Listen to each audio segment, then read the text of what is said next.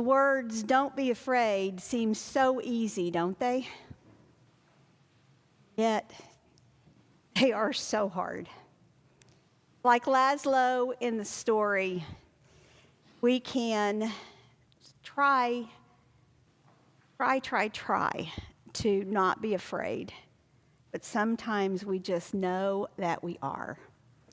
And our stories today, particularly the story of Elijah and of Peter, those are the stories I'd like to focus on with all of you.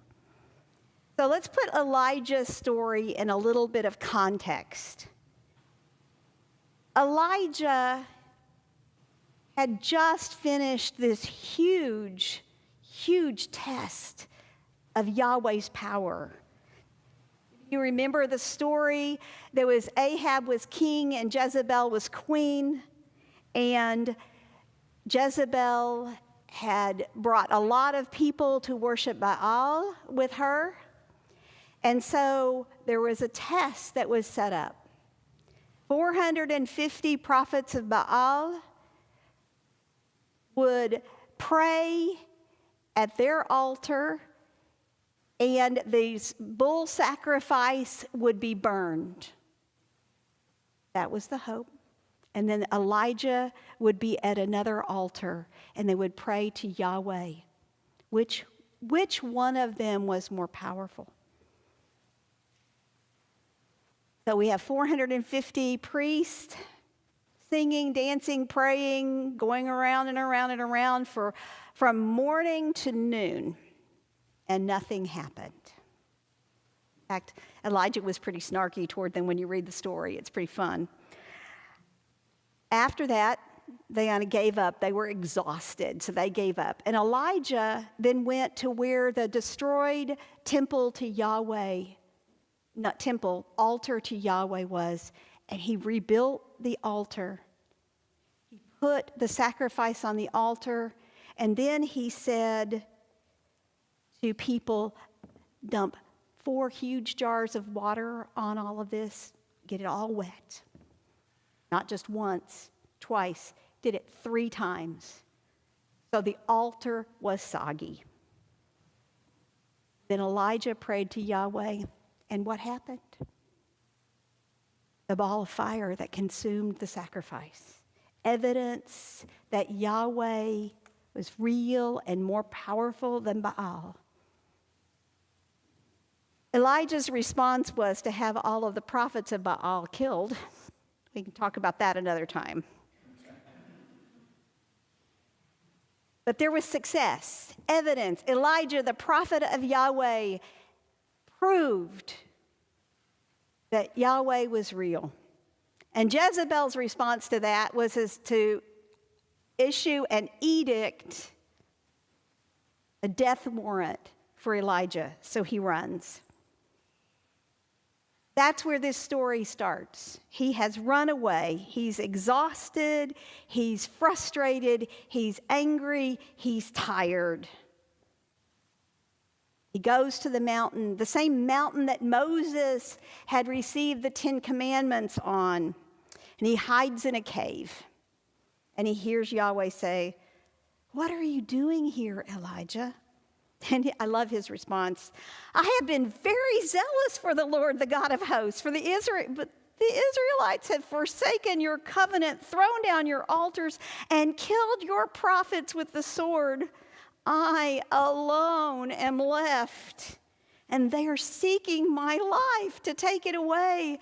Can you hear Elijah's frustration, his desperation, his exhaustion? And Yahweh responds, "Go out and stand on the mountain before the Lord, for the Lord is about to pass by." Then we have this great, powerful moment of the order is great winds, and then earthquakes, and then fire, and sheer silence. In that silence, Elijah knows that is when Yahweh is there. They have the same conversation. "Why are you here, Elijah?" Elijah says, they're out to get me. I've been working really hard for you, and they're still out to get me. God, I haven't changed. Even in this moment, after all of this great power, I'm still tired. I'm still scared. I'm still struggling with being your prophet. What was Yahweh's response? Go back to work. Trust me. I will protect those who have continued to be faithful to me. Then we have Peter's story. It's not Jesus' story, it's Peter's story. Peter's story. Having watched Jesus feed 5,000 plus with 3 loaves of bread and 2 fish, or is it 5 loaves of bread and 3 fish? Whatever. With a small amount of food. We heard that story last week. Having seen many people healed, Peter is with Jesus, God incarnate. How could he doubt? How could he struggle, right? So as Jesus goes off to pray, he separates himself, and the disciples go in the boat. Strong winds, elemental forces separate them. Jesus comes to them. The disciples, their fear of the weather, their fear of what they see, their fear of the impossibility of getting back to shore. All that comes together. Think that Jesus is a ghost. What does Jesus do? Heart, don't be afraid. Here's Peter, a lot like Elijah. Well, if it is you, bring me to you. He says, sure. Peter gets out of the boat. I think I can picture him looking at Jesus, but feeling the waves and the wind, and his fear kicks in again. Lord, save me.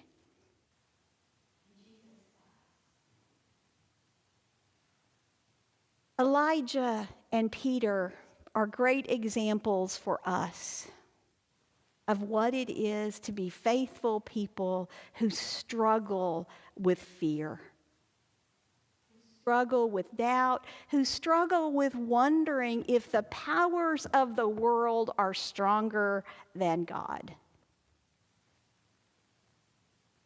At this time in our place, sometimes those fears are not earthquakes and wind. They can be fire. We saw that this last week. But sometimes we can feel the fear, the hugeness, the power of the economy, the power of those who have great wealth. Our elements of fear may be different today.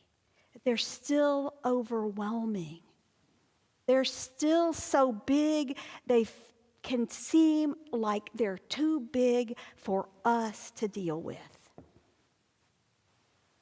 I've had so many conversations with people around the nation as I have traveled and have lived and worked here and in Austin. This whole thing is too big for us. It's just too big. Our nation's frustration, our nation's separation, the things that overwhelm us, homelessness, hunger, poverty, these big words of justice feel so big that we feel powerless against them. They're like the earthquake, the wind, the fire that Elijah experienced from his cave. Reminded that in that still silence, our Bible says the sheer silence, God is present. God is also present in those big things. Often feel overwhelmed and powerless, full of fear. Fear turns into exhaustion, hopelessness, disappointment, discouragement that stops us from functioning. How can we change from fear to empowerment? The question I've been puzzling with this week. There's no single answer. No magic potion that will take our fear away. There's no one and done fix everything. We live with fear. That is the reality of it. The question is, what do we do?